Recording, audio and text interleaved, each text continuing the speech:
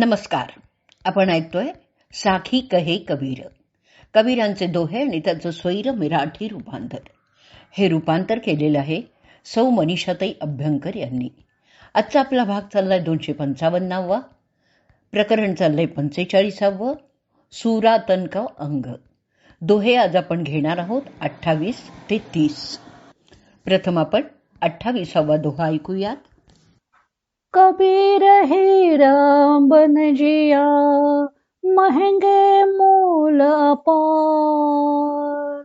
हाड गला माटी गली, सिर साटे व्यवहार.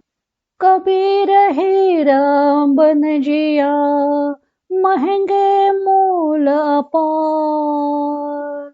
हाड गला माटी गली, सिर साटे व्यवहार. दोह्याचा अर्थ ऐकूया. कबीर म्हणतात की हिऱ्याचा व्यापार केला तर तो मोठ्या किमतीचा विकला जातो, परंतु हा हिरा प्राप्त करणं कठीण आहे. त्यासाठी हाडं आणि शरीर मातीत मिसळलं जातं. मस्तक अर्पण करण्याचा व्यवहार करावा लागतो. हिरा विकत घ्यायचा असेल तर भारी मूल्यही द्यावं लागतं. तसंच परमात्म प्राप्ती ही हिऱ्यासारखीच आहे. त्यासाठी कठोर परिश्रम करावे लागतात.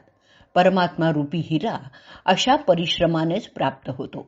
इथे तर मस्तकाचा सौदा मरावाच लागतो. हाडं मातीत मिसळावीच लागतात.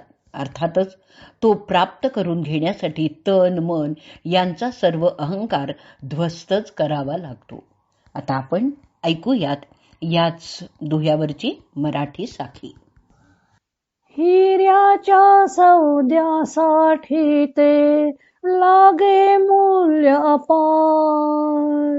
मस्तक अर्पण करता होई सफल तो व्यापार. हिऱ्याच्या सौद्यासाठी ते लागे मूल्य अपार. मस्तक अर्पण करता होई सफल तो व्यापार. पुढचा दोहा ऐकूयात 29वा. जेते तारे रैणिके, ते बैरी मुझ. धडसूली सिर कंगुरे, तौ न बिसारो तुझ. जेते तारे रैणिके, ते बैरी मुझ. धडसूली सिर कंगुरे, तौ न बिसारो तुझ. कठीण शब्दांचे अर्थ ऐकूयात. कंगुरई, कंगुरई म्हणजे शिखरावर. दोह्याचा अर्थ ऐकूयात. रात्री आकाशात जितके तारे दिसतात तितके मला या जगामध्ये शत्रू आहेत. म्हणून हे प्रभू, जरी माझं धड सुळावर चढलं ना आणि मस्तक पर्वतांच्या शिखरावर राहिलं तरी मी तुला विसरणार नाही. कबीर हरिभक्तीवर दृढ आहेत. शत्रूंनी आपल्याला कितीही त्रास दिला तरी आपण हरिभक्तीच्या मार्गाने जायचं आहे असं त्यांनी ठरवलेलं आहे. या जगात प्रत्येकाला अनेक विरोध करणारे असतात, शत्रू असतात. भक्ती मार्गाची टर उडवणारेही असतात. असे अगणित जरी शत्रू असले, बादशहाने शीर कापून जरी उंचावर लटकून ठेवलं तरीही आपण रामाला विसरणार नाही असं त्यांनी सांगितलेलं आहे. ते आपल्या विचारावर दृढच आहेत. आता आपण ह्याच दोह्यावरची मराठी साखी ऐकूयात. तारे जितके आकाशी ते, तितके शत्रू मजसी. शिर कापून जरी लटकवले तरी विसरणार ना तुझसी.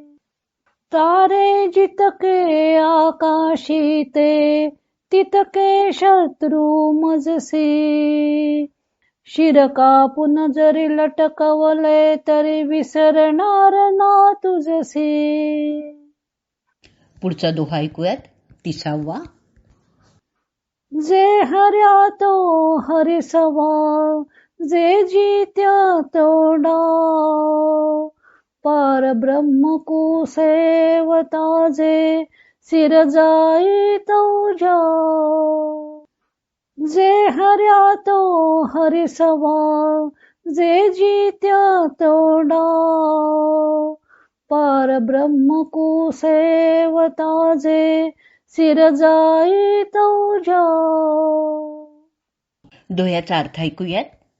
कबीर म्हणतात की मस्तकाची बाजी लावून परमात्म प्राप्ती करून घेत असताना जरी हार पत्करावी लागली तरी ती परमात्म्याकडून झालेली हार आहे, आणि जर विजय प्राप्त झाला तर डाव आपणच जिंकलेलो आहे. तेव्हा परब्रह्माची सेवा करताना मस्तक अर्पण करण्याची वेळ आली तरीही दोन्ही दृष्टींनी चांगलीच गोष्ट आहे.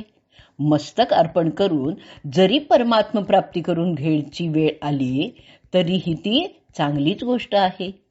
विजय प्राप्त झाला तर परमात्म्यावर विजय प्राप्त होईल, म्हणजेच परमात्म प्राप्ती होईल. आणि हार पत्करावी लागली तर परमात्म्याकडून हार होणार आहे. परमात्माच हरवण्यासाठी सम्मुख राहणार आहे.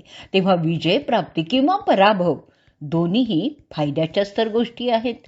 आता आपण ह्याच दोह्यावरची मराठी साखी ऐकूयात आणि ह्या साखीबरोबरच आजचा भाग आपण इथे संपवूयात.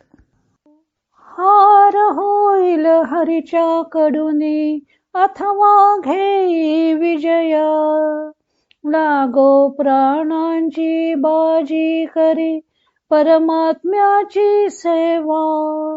हार होईल हरीच्या कडुनी अथवा घेई विजया. लागो प्राणांची बाजी करी परमात्म्याची सेवा.